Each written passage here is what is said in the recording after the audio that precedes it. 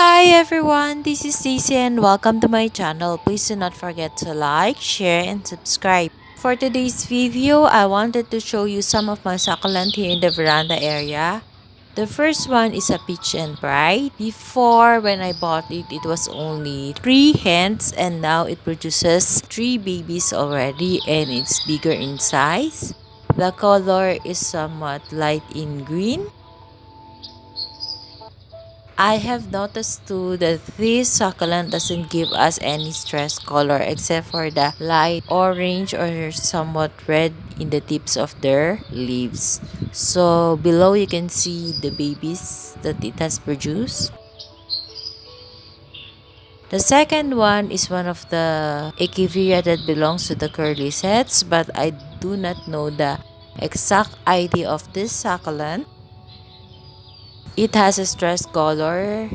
It has a very beautiful curly leaves.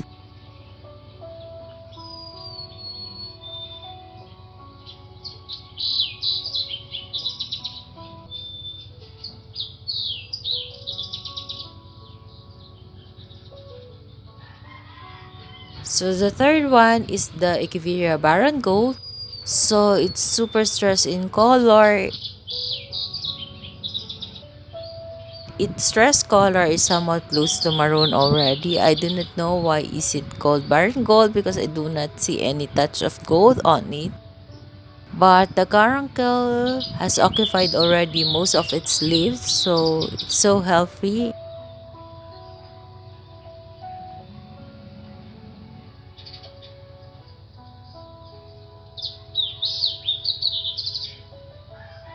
The next one is also part of the curly sets, but I do not know the exact ID. I think it's pink tips, but I'm not quite sure because the tips is pink. We also have Echeveria red tips, but I don't have that in my garden. So this one has grown bigger since from the time that I bought it. And the stress color is pretty light in pink.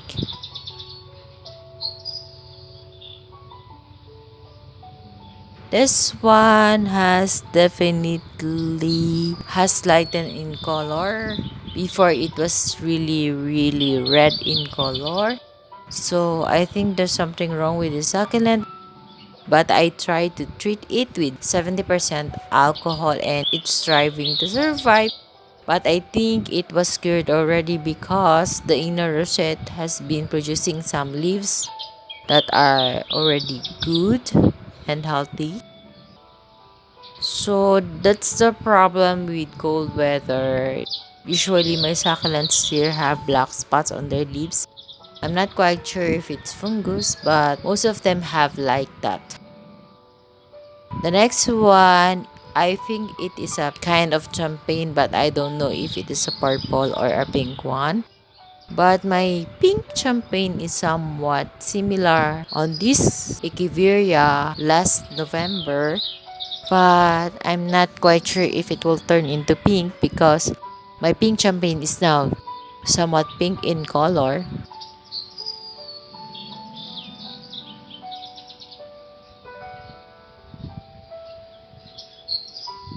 The next one is a fire pillar. This one has been stressed in color since I bought and I have maintained it.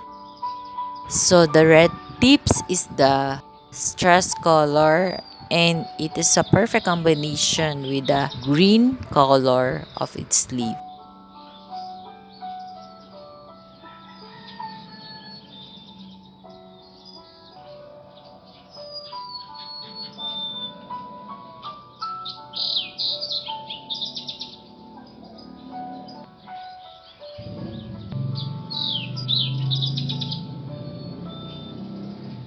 The next one is a jewel tone. Before it was only a single head, now it has produced some babies. It actually gives us 4 babies right now. So the stress color is not that much, but you can still see a red, pink tips in the leaves.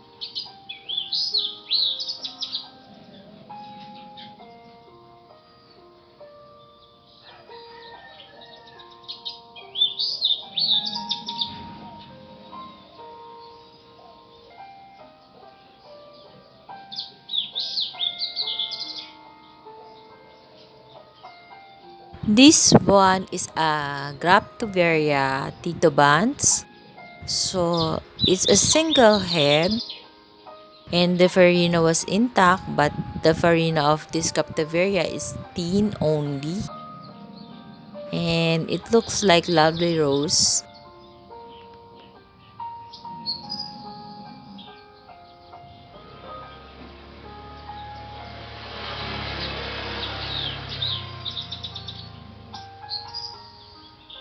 I also have here the Echeveria blue cloud that when it is under the sunlight, it really glows the bluish color. It's very nice. And the farina is somewhat perfect. It has a stunning beauty.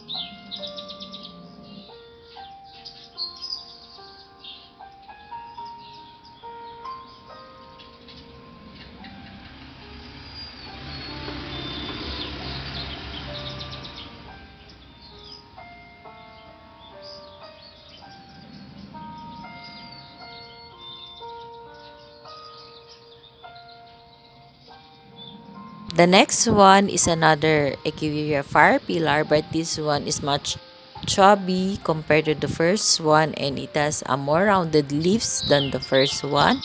And right now it's producing flower stalk. I have removed one flower stalk before and now it's giving us two more. And I'm planning to remove it when it goes long already because I don't want flower stalk. Mealybug comes to flower stalks and it's trying to destroy the form of the Echeveria also. So this is our Graptoperia marfin, or what we also call pretty in pink or lady in pink. As the name suggests, it gives us a pink color when it is fully stressed, but right now it is only slightly pink in color, the edge of the leaves or the tips.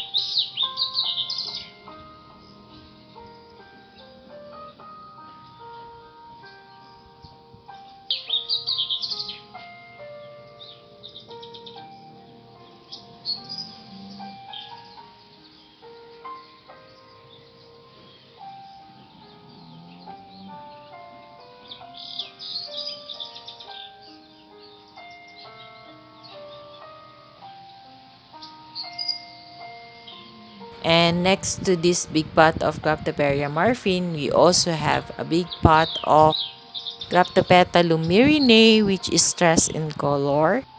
Just don't mind some weeds because it's so hard to remove the weeds within the pot because it's full of Graptopetalum myrinae.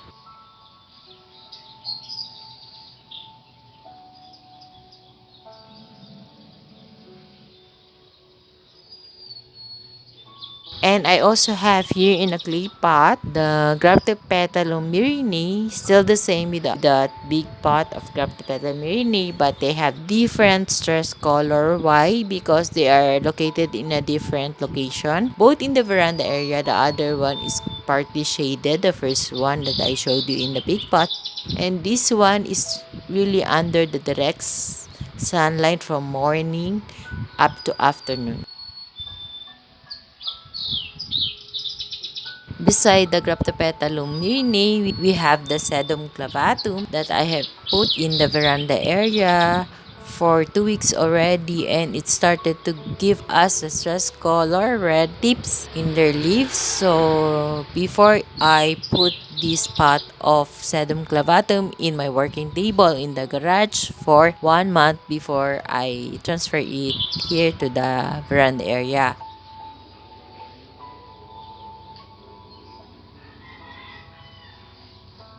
Beside the sedum clavatum, we have a pot of Graptopetalum mendozae, which is also potted in a clay pot. And look at the stress color. It gives us a purple touch of color.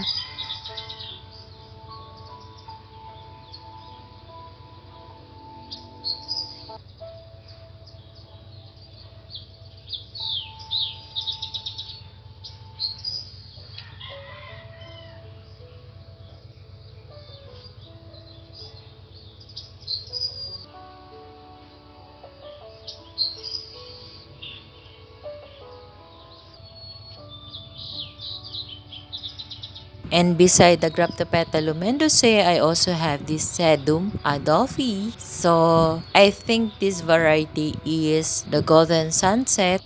We have different kinds of variety of Sedum Adolphi. We have Firestorm, the ordinary one. I think this is the kind of Sedum Adolphi with golden sunset as the color suggests. It gives us a golden color when it is stressed. It is also potted in a clay pot.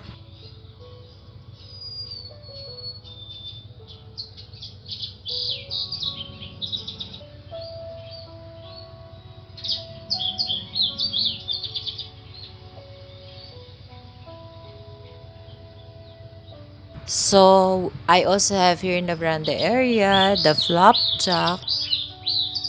Look at the stress color of it, the red leaves that it has. Although the leaves doesn't look perfect because it has a black spot, I still love this flapjack because of the red leaves.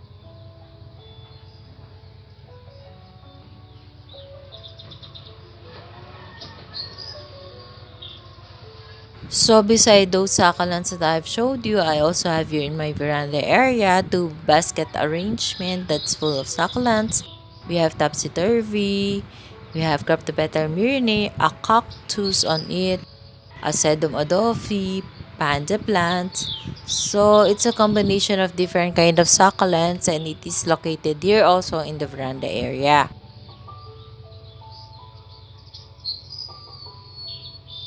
So I am planning to rearrange this basket arrangement but I don't have time yet.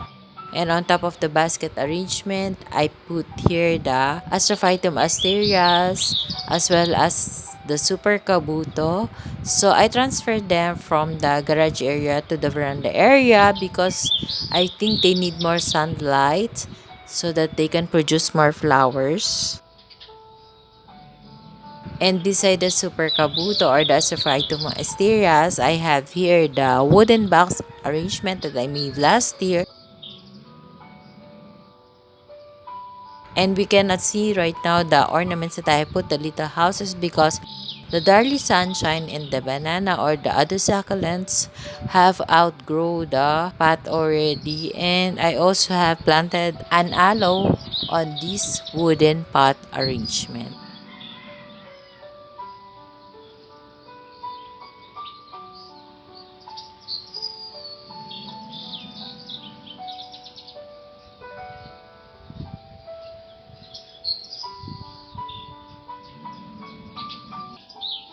And beside this wooden arrangement, I have another wooden arrangement that which it has the purple delight, the two ornaments, a boy and a girl.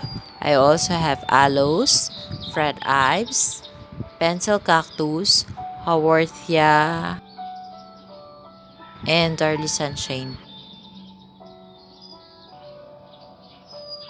So that's all for today's video, guys. I hope you like my sharing for today.